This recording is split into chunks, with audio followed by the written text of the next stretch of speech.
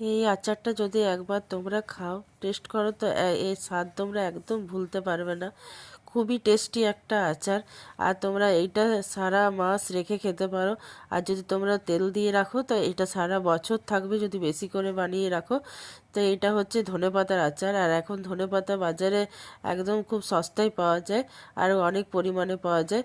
আর এখানে ধনেপাতাটা তোমরা 12 মাসের জন্য বানিয়ে রেখে দিতে পারো। তা আমি এইখানে 1 মাসের জন্য বানিয়ে রাখছি। আমি এখানে দেখতে পাচ্ছি একটা প্লাস্টিকের ঝুড়ির মধ্যে আমি 1 ঝুড়ি ধনেপাতা নিয়েছি, আর ডান্টি সমেত ধনেপাতাগুলো নিয়েছি। আর এখানে তেঁতুল গুলে রেখে দিয়েছিলাম গরম জলে, আর লঙ্কার গুঁড়ো আর ধনে গুঁড়ো দিয়ে দিয়েছি ওটার মধ্যে। আর এখানে কাঁচা লঙ্কা আর রসুন আমি এইটাকে দিয়ে দেবো সর্ষের তেলের মধ্যে, আর তার সাথে দিয়ে দেবো ধনেপাতাগুলোকে। তো একটু নেড়ে চেড়ে সেদ্ধ করে নেব, আর ঢাকা দিয়ে এটাকে সেদ্ধ করতে দেবো।